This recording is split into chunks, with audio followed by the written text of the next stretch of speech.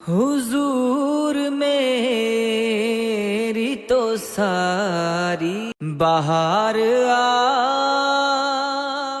سے ہے۔ حضرت ابراہیم کی زندگی دیکھ لیجئے، کن کن آزمائشوں سے اللہ تعالیٰ نے ان کو آزمایا۔ سب سے پہلے کیا وہ شعوری طور پہ باطل کی نفی کرتے ہیں؟ انہوں نے کہا کہ میں ان بتوں کی پوجا نہیں کر سکتا، اللہ اکبر۔ پھر اس کے بعد جبر کے خلاف کھڑے ہوتے ہیں، کہا نہیں کھڑا ہو سکتا، نمرود کے سامنے کھڑے ہو گئے۔ پھر کہا کہ اب ہم امتحان لیتے ہیں کہ کیا وطن چھوڑتے ہیں اللہ کے لیے؟ وطن چھوڑنے کے لیے تیار ہو گئے، وادی غیر ذی زرع میں اپنی اور اپنی اولاد کو چھوڑ دیا۔ پھر اتنا مشکل امتحان ڈالا گیا ان پر، کہا کہ اب اپنی سب سے قیمتی چیز کی گردن پہ چھری رکھ، سب سے قیمتی چیز میری راہ میں ذبح کر دو، اور پھر بیٹے کی گردن پہ چھری رکھ دیتے ہیں۔ یہ تماشا لبے بام تھوڑا ہے، اللہ اکبر۔ ہمارے ایک بزرگ فرمایا کرتے تھے کہ ہر بندے کا ایک اسماعیل ہوتا ہے، جب تک وہ اپنے اسماعیل کی گردن پہ چھری نہ رکھے رب کا قرب نہیں ملتا ہے۔ وہ دیکھے اس کا اسماعیل کون ہے، کائنات کی کون سی محبوب ترین چیز ہے جو اپنے رب کے لیے وہ چھوڑتا ہے۔ اور اگر کہا جائے تو کیا وہ واقعتاً عملاً چھوڑنے کے لیے تیار ہے؟ اللہ یہ دنیا ہم سے چھڑانا نہیں چاہتا، ہمارا امتحان لینا چاہتا ہے۔ کہا بس کر ابراہیم، تیرا امتحان پورا ہو گیا، تو نے واقعی خواب پورا کر دکھا۔ ہم نے تیرے بیٹے کو تجھ سے نہیں لینا تھا، اللہ اکبر، لیکن تیرا امتحان لینا تھا، تو سرخرو ٹھہرا، تو کامیاب ٹھہرا۔ اب ہم تیرے نشانوں کو باقی رکھیں گے قیامت تک، اللہ اکبر، تیری سنت کو باقی رکھیں گے۔ آج ہم گزرتے رستے میں آ رہے ہیں اور اللہ نے قرآن مجید میں آگے جا کر اِنَّ هَٰذَا لَهُوَ الْبَلَاءُ الْمُبِينُ، یہ بہت بڑا امتحان تھا۔ اور آگے چل کے کیا کہا؟ سلام علی ابراہیم، میرا رب ہو کیا ابراہیم تیرے اوپر سلامتی نازل۔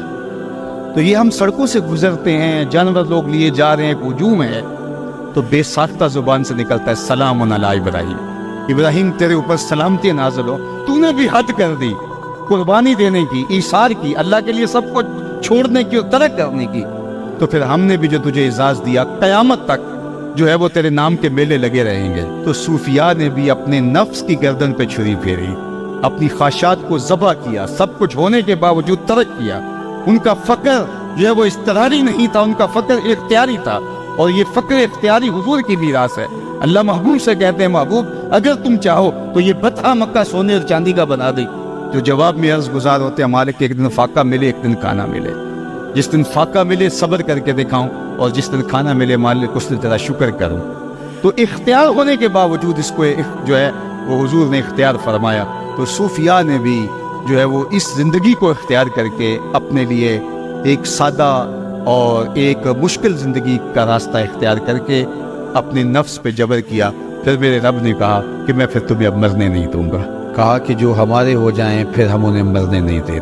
فَلَنُحْيِيَنَّهُ حَيَاتًا طَيِّبَةً، ہم انہیں ستھری اور پاکیزہ زندگی عطا کرتے ہیں۔ تو اہل اللہ جب قبر میں اترتے ہیں تو یہ ان کی زندگی کا ایک دوسرا روپ ہوتا ہے، ایک دوسرا رنگ ہوتا ہے۔ جنہوں نے اپنے آپ کو اب مالک کے سپرد کر دیا، اس کے نام لگا دیا، وہ انہیں کیسے ختم ہونے دے گا، کیسے فنا ہونے دے گا؟ وہ نئے روپ کے ساتھ، نئے رنگ کے ساتھ، نئے آہنگ کے ساتھ ایک نئے جہان کو آباد کرتے جائیں گے، اور ان کے فیض و برکات کا سلسلہ کبھی بھی منقطع نہیں ہوگا۔ ورنہ دنیا کے اوپر جنہوں نے ارتقاء کے سفر کا آغاز ہی نہیں کیا، اسفل السافلین میں ڈوب گئے، جو مقصد تھا زندگی کا اس مقصد کی طرف ایک قدم بھی نہیں اٹھایا، تو وہ دنیا کے اوپر رہتے ہوئے بھی مردہ ہوں گے۔